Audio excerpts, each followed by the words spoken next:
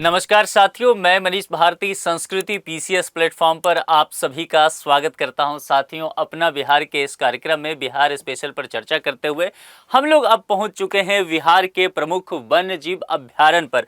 और वन्य जीव अभ्यारण्य पर जब हम चर्चा करेंगे तो हम यह समझने की कोशिश करेंगे कि बिहार में कितने वन्य जीव अभ्यारण्य हैं, इसका क्या उद्देश्य होता है। राष्ट्रीय पार्क को लेकर के चर्चा करेंगे। हम यह देखेंगे कि रामसर साइट में बिहार के कितने लोकेशन स्थित हैं। इन सब बातों पर विस्तार से चर्चा करेंगे। अब यहाँ पर एक बात सबसे पहले समझते हैं कि ये जो राष्ट्रीय उद्यान होते हैं या फिर वन्य जीव अभ्यारण्य हैं देश भर में फैले हुए, इनका उद्देश्य क्या होता है। देखिए, प्राकृतिक जैव विविधता को संरक्षित करने के लिए ये बनाए जाते हैं। ये एक तरह के संरक्षित क्षेत्र होते हैं, चाहे वो राष्ट्रीय उद्यान हो चाहे फिर आप वन्य जीव अभ्यारण्य को लेकर के चर्चा करेंगे तब भी यह एक संरक्षित क्षेत्र होगा, जिसका मुख्य उद्देश्य क्या होगा। प्राकृतिक जो जैव विविधता है, बायोडायवर्सिटी जो है और नेचुरल बायोडायवर्सिटी, उसको कहीं ना कहीं संरक्षण करने की बात की गई है। क्योंकि बहुत सारे ऐसे जीव जंतु हैं जो विलुप्त हो रहे हैं, उनका शिकार हो रहा है, तो इन सब से उन्हें बचाया जाए। ठीक है, अब यहाँ पर बिहार के मैप को देख लीजिए। 38 के 38 डिस्ट्रिक्ट आपको नजर आ रहा है। अब इस पर मैं बताऊंगा कि कहां कहां कौन सा वन्य जीव अभ्यारण्य है, राष्ट्रीय उद्यान है। सबसे पहले राष्ट्रीय उद्यान के विषय में समझ लेते हैं। देखिए, राष्ट्रीय उद्यान भी एक सुरक्षित क्षेत्र ही होता है और यह जहां पर देखेंगे प्राकृतिक वनस्पति, वन्य जीव तथा प्राकृतिक सुंदरता को संरक्षित किया जाता है। ठीक है, अब यहां पर भारत सरकार द्वारा प्राकृतिक पर्यावरण संरक्षण के लिए इन क्षेत्रों को राष्ट्रीय उद्यान के रूप में घोषित किया जाता रहा है। अगर कानून की बात करेंगे तो राष्ट्रीय उद्यानों की स्थापना किस कानून के अंतर्गत हुआ है, तो दरअसल 1972 में एक अधिनियम आया था, वन्य जीव संरक्षण अधिनियम 1972। यह आपके लिए इंपॉर्टेंट होने वाला है, नोट कर लीजिए। इसके अंतर्गत ही यहाँ पर यह कानून के अंतर्गत सारा काम किया जाता है।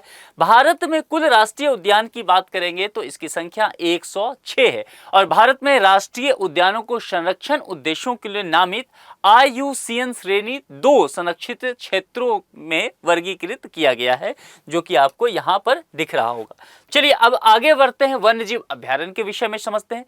तो वन्य जीव अभ्यारण्य अगर आप देखेंगे तो एक तरह का विशेष क्षेत्र होता है जहां पर पौधे हो गए और वन्य जीवों की प्रजाति हो गई, इनको संरक्षित किया जाता है।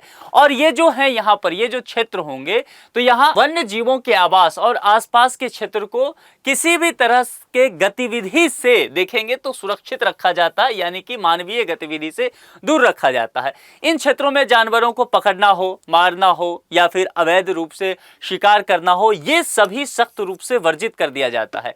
इसके लिए वन्य जीव संरक्षण अधिनियम 1972 जो है राज्य सरकार को विशिष्ट क्षेत्रों में वन्य जीव अभ्यारण्यों के रूप में घोषित करने का अधिकार देता है। राज्य सरकार एक अधिसूचना जारी कर किसी भी क्षेत्र को वन्य जीव अभ्यारण्य घोषित कर सकती है। इस कानून के तहत, ये जो अधिनियम है, इस कानून के तहत जो है राज्य सरकार को ये शक्ति दिया जाता है, इसलिए ऐसा कर पाती है।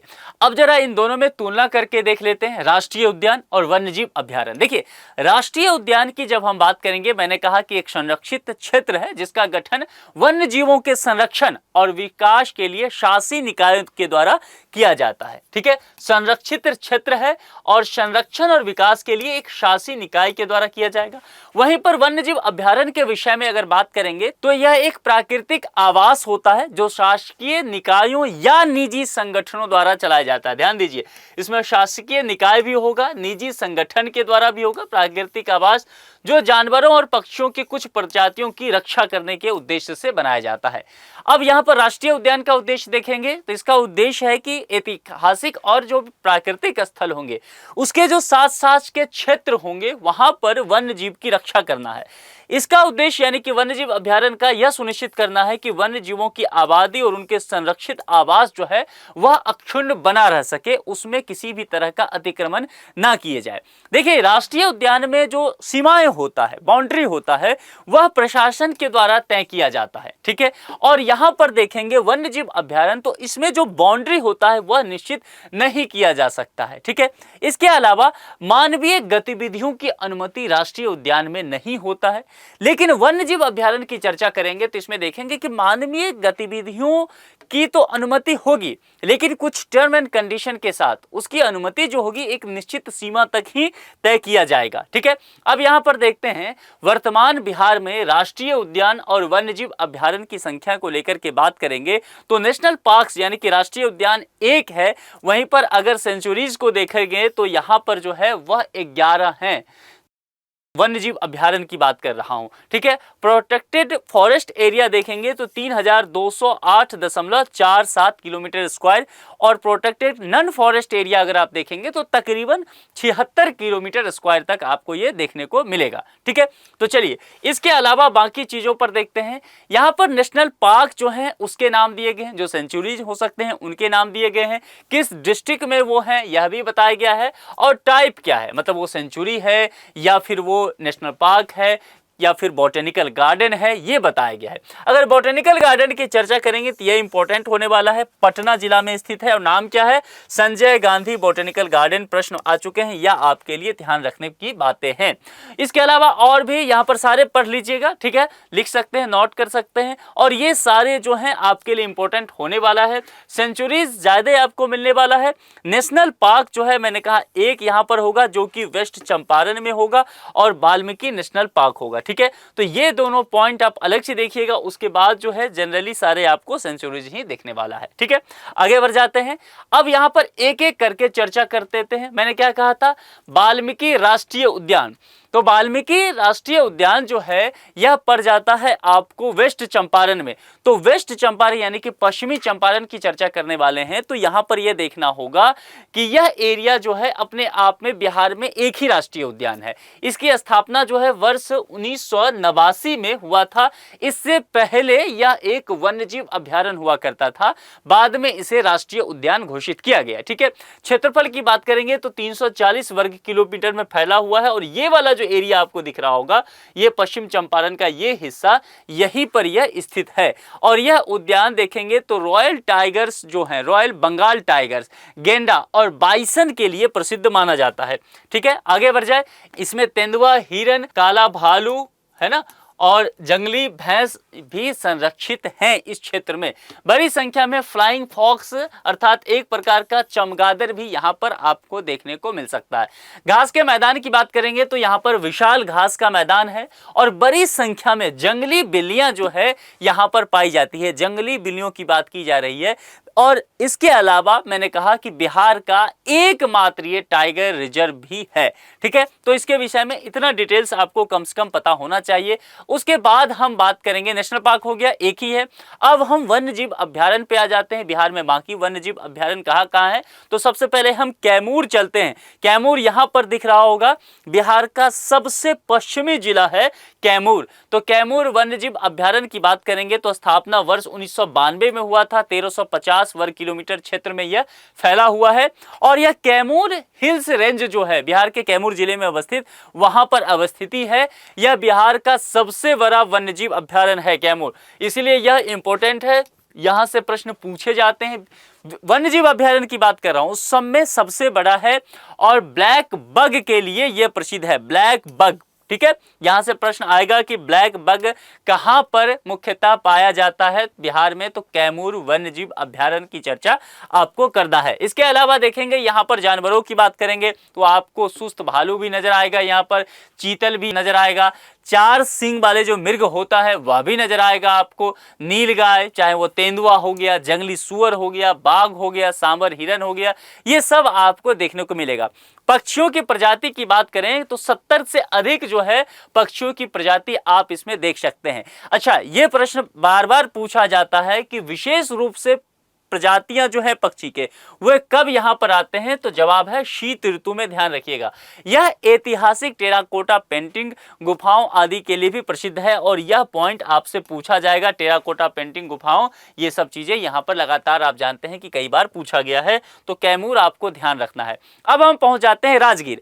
राजगीर वन्य जीव अभ्यारण्य पर चर्चा करेंगे, और राजगीर कहां पर पड़ जाता है, तो ये जगह देखिए, यह जो है राजगीर का लोकेशन आपको दिखेगा। इसकी स्थापना वर्ष 1978 में हुआ था।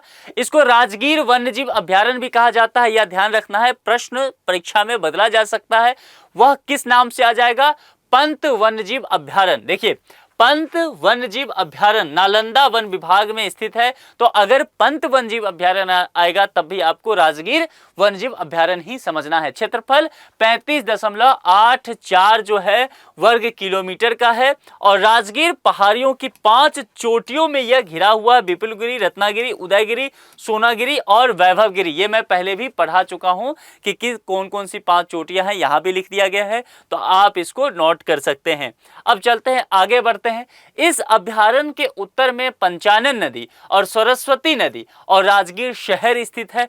वन्य जीवों के संरक्षण के अनुसार देखेंगे तो बड़े स्तनधारियों की 28 प्रजाति, पक्षियों की 183 से अधिक प्रजाति यहां पर देखने को मिलेगा। उसके अलावा सरीसृप की बात करेंगे तो तकरीबन 39 स्पीसीज, उभयचरों की बात करेंगे तो 11 प्रजातियां, मछलियों की 13 प्रजातियां देखने को मिलेगा। तितलियों की बात करेंगे तो 51 प्रजाति और बिच्छुओं की बात करेंगे तो 6 प्रजाति यहां पर संरक्षित है। ठीक है, इसके अलावा चलते हैं विक्रमशिला गंगा डॉल्फिन वन्यजीव अभयारण्य। बहुत महत्वपूर्ण है ये, और इसीलिए कि यह भागलपुर डिस्ट्रिक्ट में देखेंगे तो अवस्थित है विक्रमशिला गंगा डॉल्फिन वन्यजीव अभयारण्य। ठीक है, अपनी डॉल्फिन के लिए प्रसिद्ध है। गंगा की जो डॉल्फिन है, स्थापना वर्ष 1991 में हुआ था। अवस्थिति कहाँ है? बिहार के भागलपुर डिस्ट्रिक्ट में इसकी अवस्थिति है। क्षेत्र 55 वर्ग किलोमीटर का है। यहां न केवल डॉल्फिन बल्कि जैव विविधता भी इसके जलीय वन्य जीवों के लिए समृद्ध रखा गया है। दुनिया में गंगा डॉल्फिन की कुल संख्या लगभग 1500 है। इनमें से आधी गंगा डॉल्फिन की संख्या यहीं पाई जाती है। ये सबसे महत्वपूर्ण पॉइंट है। गंगा डॉल्फिन को लेकर के चर्चा आएगा तो आपको विक्रमशिला गंगा डॉल्फिन वन्यजीव अभयारण्य की चर्चा करना आपके लिए आवश्यक है, जो कि भागलपुर डिस्ट्रिक्ट में अवस्थित है। कांवर लेक बर्ड सेंचुरी, ये जो देखिए ये वाला हिस्सा जो है रेड कर रहा हूं, यही है कांवर ताल। ठीक है, स्थापना 1987 में हुआ था और यह हिस्सा जो पड़ता है वह बिहार के बेगूसराय डिस्ट्रिक्ट में है। ठीक है, बिहार का बेगूसराय डिस्ट्रिक्ट आप लोग परिचित होंगे, वहां है। यह झील जो है 70 वर्ग किलोमीटर में फैला हुआ है। हजारों पक्षियों का घर है और बहुत सारे जो पक्षी प्रेमी होते हैं उनके लिए बहुत प्रसिद्ध जगह है। यहाँ जाकर के वाइल्ड लाइफ फोटोग्राफी जो लोग करते हैं यहाँ जाते हैं और प्रवासी पक्षियों की संख्या जो है देखी जाती है। यूरोप वगैरह से पक्षियां यहाँ पर पहुंच जाती है। भीम बांध वन्यजीव अभयारण्य, भीम बांध वन्यजीव अभयारण्य कहाँ पर है? तो वह मुंगेर डिस्ट्रिक्ट में है। यहां पर देखिए भीम बांध वर्ल्ड लाइफ सेंचुरी की चर्चा की गई है। स्थापना 1975 में हुआ था। 700 वर्ग किलोमीटर में यह फैला हुआ है। भीम बांध जो है गंगा नदी के दक्षिण में, छोटा नागपुर पठार के उत्तरी किनारे और संथाल परगना के पश्चिम में स्थित है। देखिए यहां पर आपको ये लोकेशन मुंगेर डिस्ट्रिक्ट का देखने को मिल जाएगा। ये चारों तरफ से घनी आबादी वाले गैर वनीय क्षेत्रों से घिरा हुआ भी है और घाटी के हिस्सों तलहटी में कई गर्म झरने हैं, जिनमें से सबसे बेहतरीन भीम बांध और सीताकुंड और ऋषि कुंड है। सभी गर्म झरने पूरे साल लगभग एक ही तापमान जो है यहां पर बनाए रखते हैं। ये सबसे इंपॉर्टेंट पॉइंट है कि टेम्परेचर जो है इन झरनों का चेंज नहीं होता है, यह आपको ध्यान रखना है यहां पर भीम बांध को लेकर के। उसके बाद गौतम बुद्ध वन्य जीव अभयारण्य। अब बताइए गौतम बुद्ध वन्य जीव अभयारण्य जो है यहां पर कहां पर होगा? तो ये गया में, यहां पर बिहार के गया में। ठीक है, गौतम बुद्ध नाम से ही आपको गया समझ लेना है। ठीक है, 1976 में इसकी स्थापना की गई थी। 140 वर्ग किलोमीटर में फैला हुआ है। बिहार के गया जिले और झारखंड के कोडरमा जिले में यह अवस्थित है। तो इस बात को आपको ध्यान रखना है, यानी कि इसकी बाउंड्री जो है वह साझा हो रही है, झारखंड तक पहुंच रहा है। प्रमुख जानवर यहाँ कौन कौन सा है? जैसे चीतल हो गया, चिंकारा हो गया, तेंदुआ, भालू, सुस्त भालू जो होता है, भेड़िए भी यहाँ पर है, हाथी भी यहाँ पर दिख जाएगा आपको। तो ये शरण स्थल जो देखेंगे तो निचले गंगा के मैदानों के नम पर्णपाती वनों और छोटा नागपुर, मैंने कहा झारखंड वाला एरिया पड़ता है तो छोटा नागपुर का हिस्सा यहाँ शुरू हो गया। तो छोटा नागपुर का जो शुष्क पर्णपाती वन पारिस्थितिकी क्षेत्र है, इसके कुछ हिस्सों को ये यहाँ पर कवर करता है। ठीक है, तो यहाँ से प्रश्न बनते आए हैं, पूछा जा सकता है। ठीक है, ट्रांजैक्शन फेज है क्योंकि बिहार और जो झारखंड का डिस्ट्रिक्ट है कोडरमा, दोनों में ये स्थित है। नागी बांध वन्यजीव अभयारण्य। अब नागी बांध वन्यजीव अभयारण्य जो है आपको यहाँ पर देखने को मिल जाएगा। ये वाला हिस्सा जो देख रहे हैं यहाँ पर देखिए, नागी डैम जो है वन्यजीव अभयारण्य कहाँ पर स्थित है? तो जमुई डिस्ट्रिक्ट में। तो जमुई डिस्ट्रिक्ट एक फैक्ट आपके लिए हो गया, बिहार का सबसे छोटा पक्षी अभयारण्य है। ठीक है। यहां पर एक इंटरेस्टिंग फैक्ट यह भी है कि हाल ही में इस पक्षी अभ्यारण्य को रामसर स्थल के रूप में मान्यता दिया गया है। बिहार में पहले एक ही रामसर स्थल हुआ करता था, लेकिन हाल में 2 नए जगह को रामसर स्थल के रूप में मान्यता दे दिया गया है। तो बिहार में अब पूछा जाएगा रामसर स्थल कितने हैं, तो क्या बताएंगे, 1 या 3? 3, क्योंकि अब इसकी संख्या 2 और ऐड हो गया, तो एक साथ यह 1 से जंप करके 3 पर पहुंच चुका है। और यह ध्यान रखना है, यह मानव निर्मित आर्द्रभूमि क्षेत्र है, ध्यान रखना अपने आप में बेहद इंपॉर्टेंट है, नागी बांध वन्य जीव अभ्यारण्य, इसीलिए यह पूछा जाता रहा है। जमुई जिला, ध्यान रखिएगा, ठीक है। यह नागी हो गया, नकटी हो गया और कामरताल हो गया, ये तीनों जो है रामसर साइट हैं बिहार में, ठीक है। इस बात को ध्यान में रखना है। यह झाझा के पास लगभग 2 वर्ग किलोमीटर 791 हेक्टेयर क्षेत्र में फैला हुआ है।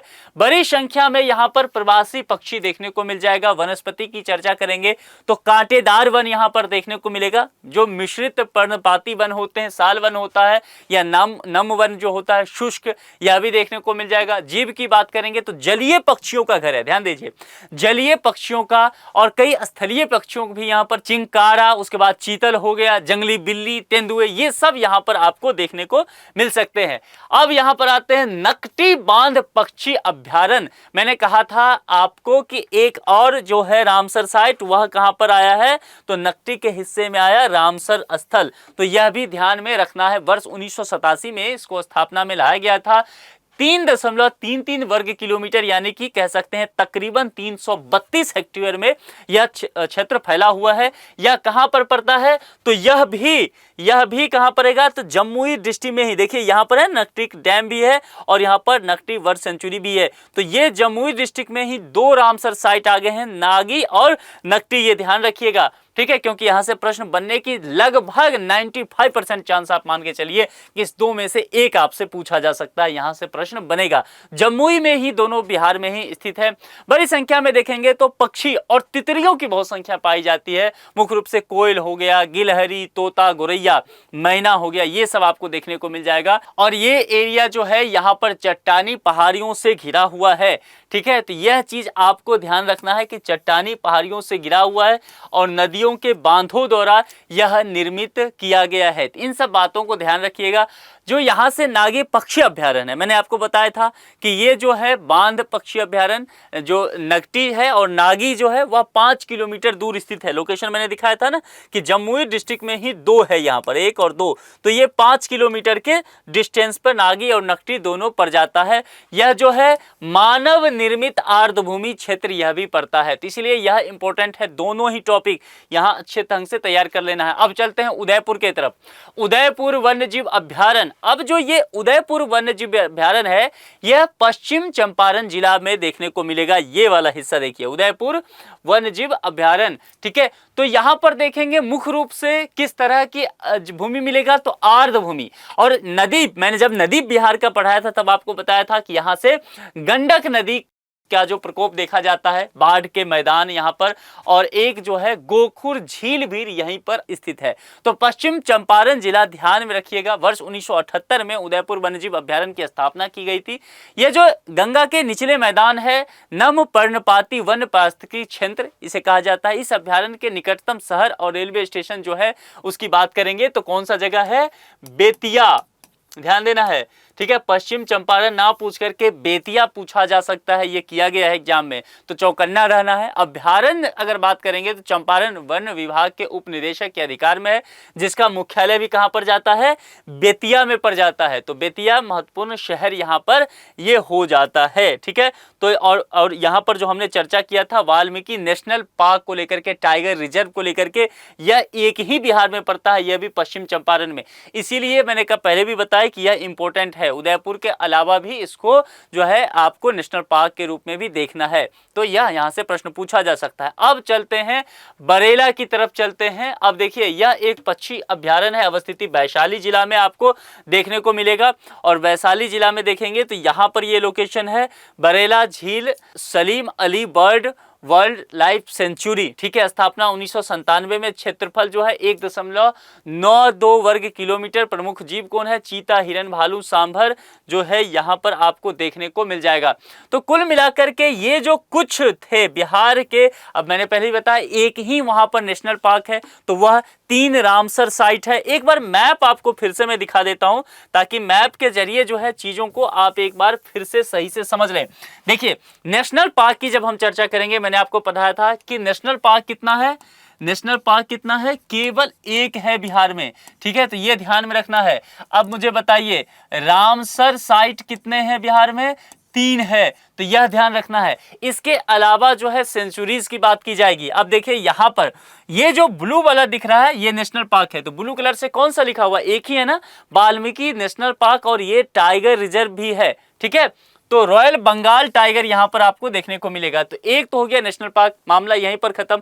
उसके बाद मैंने कहा रामसर साइट। रामसर साइट जो है ये पिंक कलर वाला दिख रहा है ना, यही है। अब देखिए रामसर साइट एक यहां पर हो गया कांवरताल जो बेगूसराय वाला, और 2 जो है जमुई में 5 किलोमीटर के डिस्टेंस पर नागी वर्ल्ड सेंचुरीज और नकटी वर्ल्ड सेंचुरी, दोनों ही वर्ल्ड सेंचुरी है, ठीक है। और मानव निर्मित आर्द्रभूमि है, ये मैंने स्पेशल बताया था अलग से आपको, ये जमुई डिस्ट्रिक्ट में है। तो यहां 2 चीजें तो आपको समझ में आ गया। अब टाइगर रिजर्व को लेकर के देखेंगे तो देखिए टाइगर रिजर्व आपको एक ही जगह यहां पर देखने को मिलेगा। हालांकि कैमूर में भी है लेकिन छोटा सा इसके मुकाबले ये हिस्सा है, कैमूर वर्ल्ड लाइफ सेंचुरी और टाइगर रिजर्व, तो ये ध्यान में आपको रखना है। इसके अलावा जितना भी है ये आपको वर्ल्ड लाइफ सेंचुरी जो है WLS आपको देखने को मिलेगा, और चाहे वह उदयपुर का WLS हो, चाहे बरेला झीम सलीम अली बर्ड हो, इसके अलावा आप कांवर झील देखेंगे, कुशेश्वर स्थान बर्ड जो लाइफ सेंचुरी है, ये सब जहां पर भी पंत वाला, पंत को राजगीर नाम से भी पूछा जाता है, ये भी ध्यान रखिएगा।